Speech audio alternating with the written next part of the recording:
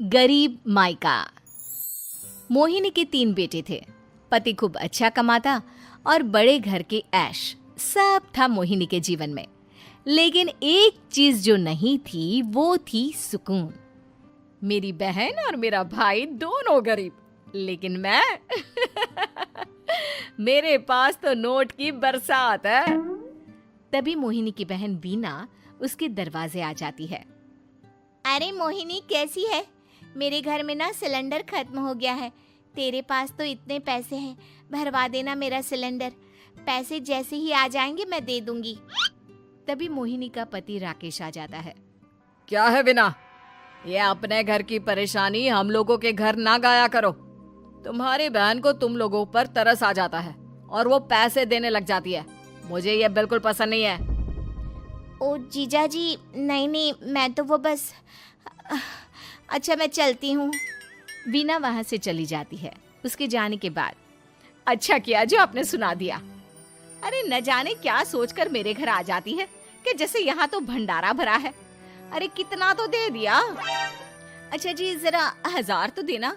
वो बिन्नी दीदी है ना, उनके घर जा रही हूँ। उनका पोता हुआ है तो मुंह दिखाई दे दूंगी। हाँ, उन लोगों के आगे तो शो ऑफ किया करो। वो खुद को बड़ा अमीर शो करते हैं ना, दिखा दे कि तू भी किसी से कम नहीं है। हाँ जी, इसी के लिए तो जा रही हूँ। मोहिनी तैयार होकर अपनी बुआ की बेटी के घर जाती है, जहाँ उसके पोते का कार्यक्रम चल रहा होता है। वहाँ वीना भी आई होती है। अरे वीना, क्या जरूरत थी यहाँ आने की? तेरे घर पर गैस नहीं है तो वो भरा लेती। क्या करूं मोहिनी, बुआ को बुरा लग जाता नहीं जाती तो। वैसे मेरे पास एक जोड़ा बच्चे का कपड़ा रखा था, वही अपनी चांदी के पायल के साथ देने जा रही हूँ। घर पर गैस थी नहीं, सोचा परिवार यहीं खाना खा लेगा, बाकी सुबह का सुबह देखा जाएगा। मोहिनी को बहन पर दया आ जाती है। वो पर्स से 1000 रुपए निकाल कर दे देती है। ले विना, लेकिन पैसे वापस कर देना, तेरे जीजाजी हिसाब लेते हैं। मोहिनी भी क्या करती, गरीबी में बहन का सहारा ही उसके जीवन जीने का आधार था।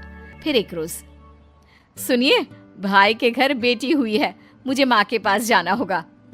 अरे उस घर में ना कूलर है ना एसी, कैसे रहोगी तुम? हाँ, वही सोच रही हूँ कि अकेली जाऊं, बच्चों को साथ ना ले जाऊं। चली जाओ, लेकिन ये जो तुम अपने गरीब परिवार से मिलने चली जाती हो ना, मुझे बिल्कुल अच्छा नहीं लगता। पता नहीं मैं भी कैसे मैनेज करती हूँ, लेकिन क्या करूँ। मोहिनी भाई भाभी के घर आती है। मोहिनी, कैसे आना हुआ? तू यहाँ हम लोगों के घर रह लेगी या फिर किसी होटल में रहेगी? क्या हो गया है माँ? मोहिनी को क्यों ऐसे बोल रहे हैं आप? अरे तू नहीं जानती अपनी ननद को, पैसे वाली है ना, तो ऐड कुछ ज्यादा ही है। मोहिनी को माँ की बात का बुरा नहीं लगता है, क्योंकि उसे पता ही नहीं चलता कि माँ उसे जली कटी सुना रही है। वो भाभी की बच्ची के साथ लेन देन करती है और वहाँ से चली जाती है। उसके जाने के बाद, माँ, क्यों आप मोहिनी को इतनी सारी बातें सुनाती हो? भाई का बेटा बोल पड़ता है। माँ, क्योंकि दादी जानती है कि बुआ के अंदर घमंड है। सही बोल रहा है मोहन।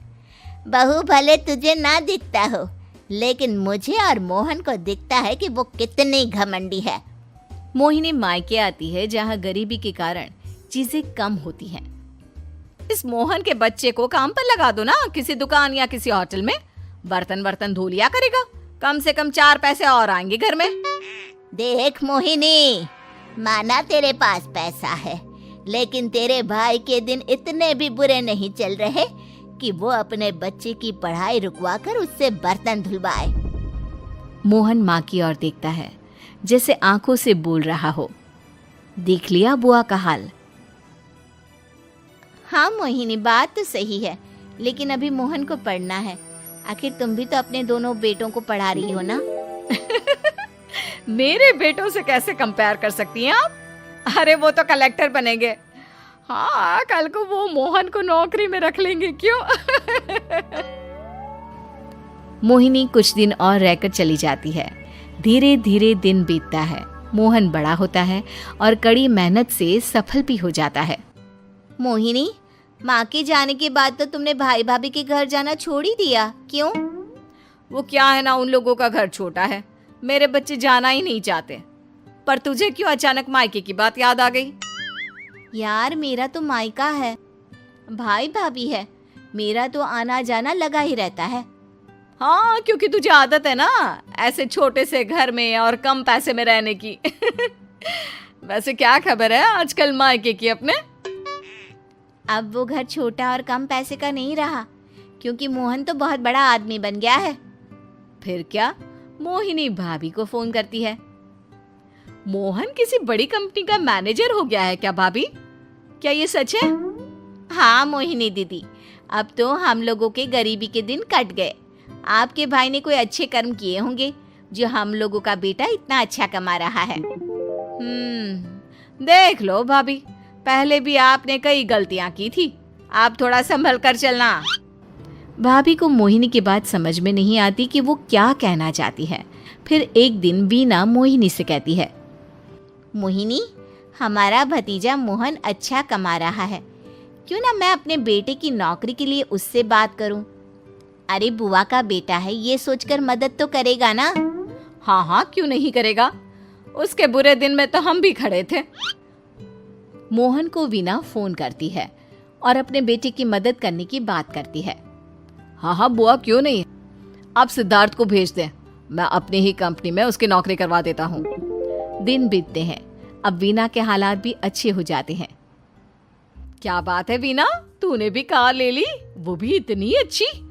हाँ मोहिनी, अपने भतीजे के कारण तो हम लोगों के दिन अच्छे हो गए। उसने सिद्धार्थ की नौकरी लगवा दी है, वो भी शानदार।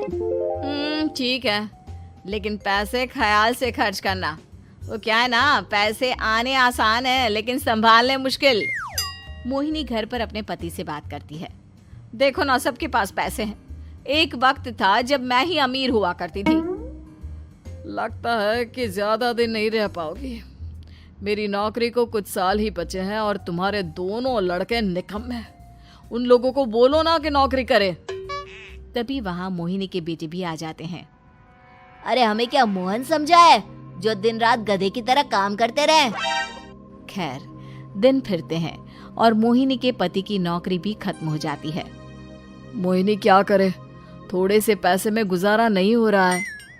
तो क्या करे, मेरी समझ में कुछ नहीं आ रहा। मोहन को बोलो ना कि वो इन दोनों के लिए नौकरी देखे, जैसे सिद्धार्थ के लिए नौकरी देखी है। मोहिनी क्या कहती, उसे अपने वो दिन याद आ जाते हैं जब उसने भाभी से मोहन को नौकर बनने की सलाह दी थी। क्या हो गया, क्या सोच रही हो मोहिनी? यही कि वक्त कभी भी किसी का भी पलट सकता है, ऊपर वाले से डर कर रहना चाहिए।